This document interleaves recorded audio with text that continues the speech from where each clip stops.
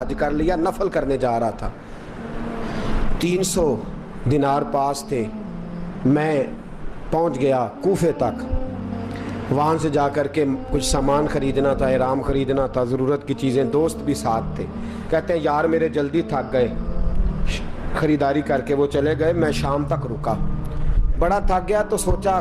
اتنی لمبی چوڑی خریداری کیا تو جھیل تھی پاس، میں نے کہا وہاں جا کے ذرا ٹھنڈی ہوا لیتا ہوں، کہتے میں اس طرف گیا، رات کا اندھیرا تھا، مری ہوئی بھینس پڑی تھی، یہ کچھ 700-800 سال پہلے کی بات عرض کر رہے ہیں، کہتے ہیں مری ہوئی بھینس پڑی تھی، ایک عورت کالے برقعے میں نقاب پوش آئی اور اس بی بی نے مری ہوئی بھینس کا خنجر سے گوشت کاٹا، تھیلے میں ڈالا اور دوڑی، کہتے ہیں میرے ذہن کے اندر خیال آیا کہ بی بی کوئی ہوٹل چلاتی ہے اور مردہ جانور کا گوشت لوگوں کو کھلاتی ہے، ویسے تو جاسوسی منع ہے، اس نیت سے کہ مسلمانوں کو بچاؤں اس کے پیچھے ہو لیا، کہتے ہیں وہ گلیاں گزرتی گزرتی کوفے کی تنگ گلی میں گئی، ایک بڑا سا دروازہ لکڑی کا، بڑا پھاٹک جو پرانے شہروں میں ہوتے ہیں، کہتے ہیں اس بڑے پھاٹک پر اس نے زور زور سے دستک دی، دونوں ہاتھوں سے دروازہ کھلا، وہ عورت اندر داخل ہوئی تو 3-4 بچیاں جھٹ سے اس کے گرد اکٹھی ہو گئیں، اماں کچھ لائی ہو؟ تو رونے لگی، کہنے لگی میں کچھ نہیں لا سکی، کہنے لگی یہ مردہ جانور کا گوشت ہے اور حضور نے فرمایا جب مرنے لگو تو مردار کھا کے بھی جان بچا لو، اب میں دیکھتی ہوں تم سے کھڑا نہیں ہوا جاتا، نہ کھاؤ گی تو گر پڑو گی، یہ مردہ ہی ہے پکا لو، کہتے ہیں اگلے لفظ اس عورت نے کہے تو میں باہر کھڑا چیخنے لگا، وہ کہنے لگی ہم سید زادیاں ہیں، صدقہ زکوٰۃ کھا نہیں سکتی، پر سب روگاں دا روگ محمد، جس دا نام غریبی، کنڈ ولا کے لنگ جاندے، سب دوست یار قریبی، سید ہیں، صدقہ زکوٰۃ یہ مردار کھا کے گزارا کرو، کہتے ہیں پھر اس عورت نے چاروں بیٹیوں کو سینے سے لگایا، کہنے لگی تمہارا باپ زندہ ہوتا تو یہ دن نہ، سید بھی اور یتیم بھی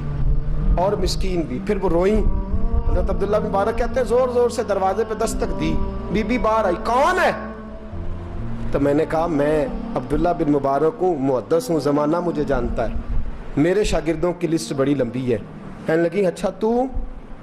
کہنے لگا یہ 300 دینار ہیں، تو مہربانی کرے تو رکھ لے، چلے اپنا کام کریں ہم جانے ہمارا، کہتے میں نے زمین پہ گھٹنے ٹیک کے نا تو سید زادی کے آگے ہاتھ باندھ دیے، میں نے کہا میں نوکر ہوں، تم اولاد ہو، میں خادم ہوں، تم نسل ہو، مہربانی کرو، مہربانی میرے اوپر مہربانی، پیسے رکھ لو، کہتے ہیں میں نے وہ پیسے دیے، میں واپس لوٹا، یار کہنے لگے چل، میں نے کہا نہیں میں نے نہیں آج کرنا، کہنے لگے کوئی نیا پلاٹ لینے کا پروگرام بن گیا، کوئی نئی انویسٹمنٹ، لوگ تانے دیتے ہیں نا، پر جے کر یار دے نام دا ملے میڑا ان چولی پا لئیے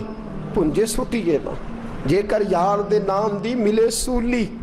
چھوٹا چھوٹ لئیے پشانٹیے نا، کہتے ہیں میں نے کہا یار جیسے تمہاری مرضی سمجھ لو، یہ میرا راز ہے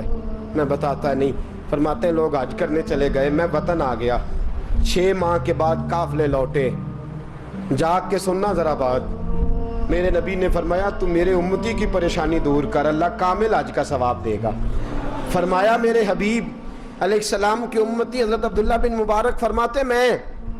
آیا حج کر کے، حاجی آئے تو میں بڑی حسرت کے ساتھ، میں گھر میں روتا تھا، سوچتا تھا آج وہ مینا میں ہوں گے، آج وہ مزدلفہ عرفات میں ہوں گے، آج وہ لوگ جمرات کی رمی کر رہے ہوں گے، میں تڑپ کے سوچتا تھا آج در رسول کی حاضری دے رہے ہوں گے، کہتے میں روتا تھا، جب حاجی لوٹے 6 ماہ کے بعد تو حاضری دینے گیا، ملنے گیا، پہلا دروازہ کھولا حاجی صاحب نے، میں نے کہا مبارک ہو، کہتے ہیں میں نے مبارک دی ذرا سنیے گا، کہتے ہیں وہ حاجی مجھے ڈانٹنے لگے، کہنے لگے چھوڑ یار اتنا بڑا آدمی ہو کے تو غلط بات کرتا ہے، میں نے کہا کیا ہوا؟ کہنے لگے تو نے ہمیں کہا کہ جانا نہیں، اور پھر ہم مینا میں آوازیں دیتے رہے تو بات ہی نہیں سنتا تھا، ہم آوازیں دیتے رہے ان اللہ علی کل شیء قدیر، آوازیں دیتے تھے، سنتا نہیں تھا، کہتے میں حیران ہوں، یار میں تو گیا نہیں، کہنے لگے ہم 11 حاجی جھوٹ بولتے ہیں تو اکیلا سچ بولتا ہے، سب نے دیکھا ہے، کہتے میں پلٹ آیا، चौथे दिन फिर एक हाजी को मिलने गया, मुबारक दी। कहने लगा छोड़ किस बात की मुबारक,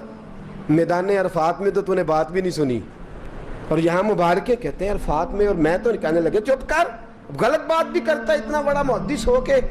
कहते हैं जब आखिरी काफिले आए, आखिरी दिन तो 8-10 काफिले इकट्ठे आए, शाम तक 7 काफिलों से मिला। हर एक मुझे कहने लगा बंदे के पास घोड़ा नया आ जाए, सवारी बड़ी आ जाए तो यारों से तो मिलना चाहिए ना, तू आवाज ही नहीं सुनता था। फरमाते हैं मैं थक गया कि इलाही माजरा क्या है, मैं तो यहाँ इस शहर की गलियों में फिरता रहा और ये सारे हाजी क्या क्या रहे हैं। फरमाते रात को हजरत रबी बिन असलम, वो बहुत बड़े बुजुर्ग मुहद्दिस थे, वो भी हज करने गए, दरवाजे पे दस्तक दी, बाहर आए तो झगड़ने लगे। कहने लगे तूने मुझे किस मुश्किल में डाल दिया है। मैंने कहा हुजूर क्या हुआ, किस मुश्किल में। मैं तो मिल, कहने लगे छोड़ यार, आलिम था तो मैं तेरी इज्जत करता था, तूने ये क्या किया। मैंने कहा क्या हुआ। कहने लगे याद नहीं जब तू रोजा रसूल के सामने मिला था, जब नबी पाक के मवाजे के सामने तो पैसों वाली थैली मुझे पकड़ा गया, पकड़ अपने पैसे। मैं तो संभालते संभालते थक गया हूँ। कहते हैं यूं सीने से पैसे लगाए, घर आया, इशा पड़ी तो सो गया। मैंने कहा या अल्लाह उकदा खोल दे। रात गहरी हुई, मेरे घर की दीवारें चमकने लगी, नूर फैलने लगा, खुशबू ही खुशबू पूरे शहर को मुअत्तर करने लगी। कहते हैं मैंने आंख झपकी तो सामने अल्लाह के रसूल तशरीफ फरमा, सामने महबूब तशरीफ फरमा है। ख्वाब मेरी विच आया माही, मैं उहदे गल विच पा लईयां बावां, फिर डर दी मारी अख भी न खोलां, किते फिर विछड़ ना जावां। फरमाते मैं महबूब पाक की जियारत की तो नबी पाक अलैहिस्सलाम का दीदार करके फूट फूट के रोया। अब मेरा दिल था हुजूर बोले कोई बात करे, महबूब बोले लब खोले। फरमाया क्या। हुजूर ने फरमाया मैं तुझे कितने और गवाह भेजूं कि तेरा हज हो गया है, मैं कितने गवाह भेजूं कि हज तेरा बेपरवाही वेख सज्जन दी, जिथे किसे दी पेश ना जावे उन्हें ताजा वाले दर दर रोले, मंगते हैं तख्त बिठावे, आजम किसे नु कारा मिल दई, किसे नु कारा, किसे नु कारा मिल दई, कोई काबे हो खाली आवे। फरमाया कितने गवाह भेजूं के हज हो गया। मेरे हबीब ने फरमाया उठ के थैली खोल के गेल ले, तूने 300 दिनार दिए थे, मैंने 600 करके वापस किए। फरमाया किन। हजरत अब्दुल्ला बिन मुबारक ने 60 हज फरमाए, उसके बाद कितने हज किए, एक फर्ज किया हुआ था 61 हो गए। फरमाते मैं बार बार गया